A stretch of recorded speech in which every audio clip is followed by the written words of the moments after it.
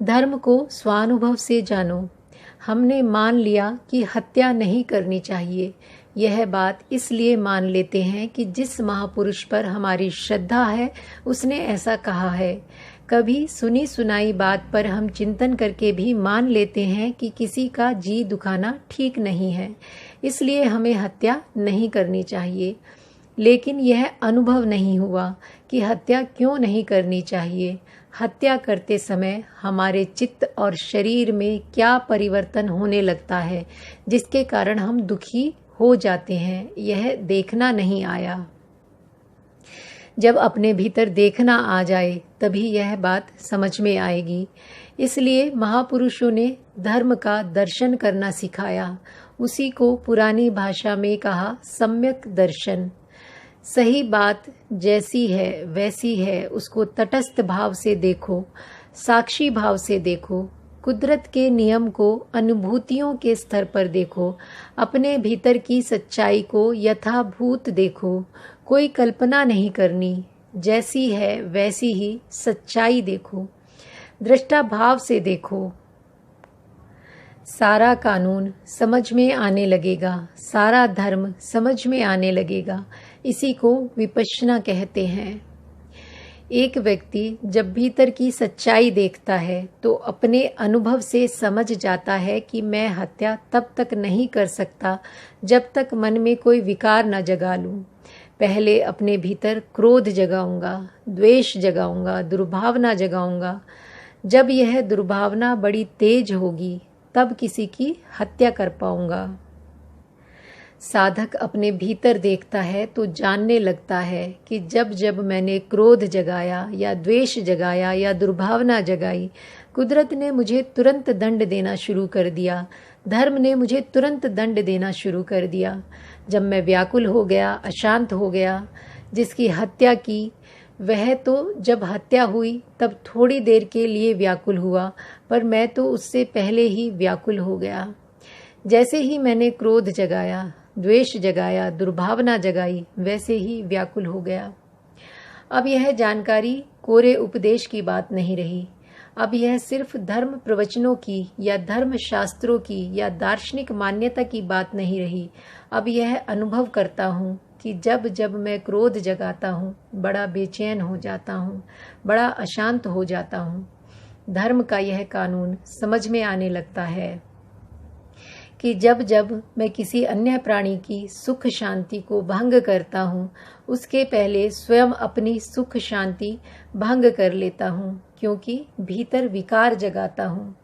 जैसे हत्या करने के लिए विकार जगाता हूँ वैसे ही चोरी करने के लिए भी विकार जगाता हूँ। अपने भीतर पहले लोभ जगाता हूँ और लोभ बड़ा तेज होता है तब चोरी करता हूँ।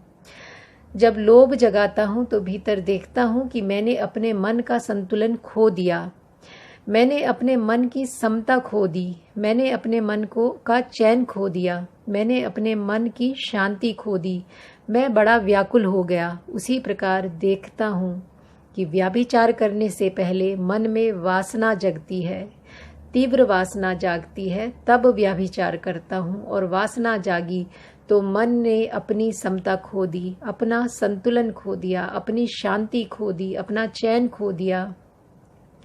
कुदरत ने दंड देना शुरू कर दिया क्योंकि मैंने वासना जगाई। कोई व्यक्ति जब सदाचार तोड़ता है और वाणी से या शरीर से ऐसा दुष्कर्म करता है जिससे अन्य प्राणियों की शांति भंग होती है तो देखता है कि सबसे पहले अपनी ही शांति भंग होती है। स्वयं अपने भले के लिए मुझे शरीर से या वाणी से कोई ऐसा काम नहीं करना चाहिए जिससे अन्य प्राणियों की शांति भंग हो। यह बात हर एक को अच्छी तरह समझ में आ जाए और स्वयं के अनुभव से समझ में आ जाए तभी बात बनती है। किसी धर्म सभा में एकत्र होकर या पुस्तक पढ़कर धर्म की बात बुद्धि से तो खूब समझ में आ जाती है, पर कुछ समय बाद देखता है कि मैं बिल्कुल वैसा का वैसा ही हूँ, कोई अंतर नहीं पड़ा, सब भूल गया, बात नहीं बनी। जिस दिन अनुभव करने लगेगा, अपने भीतर अपने विकारों का दर्शन करने लगेगा, तब धर्म का दर्शन करने लगेगा, अनुभव से जानेगा। कि यह विकार जागा और मेरी समता नष्ट हुई। अमुक विकार जागा और मेरा संतुलन नष्ट हुआ, मेरी शांति नष्ट हुई, मेरा सुख नष्ट हुआ। मैं बड़ा व्याकुल हो गया। देखते देखते जब वह विकार दूर हो गया तब मेरी बेचैनी दूर हो गई। विकार दूर हुआ तो मेरी अशांति दूर हो गई, मेरा दुख दूर हो गया। बड़ी शांति मालूम होने लगी, बड़ा सुख मालूम होने लगा। यह कुदरत का अपना नियम है। इस नियम को हिंदू, बौद्ध या मुस्लिम नियम कैसे कहेंगे?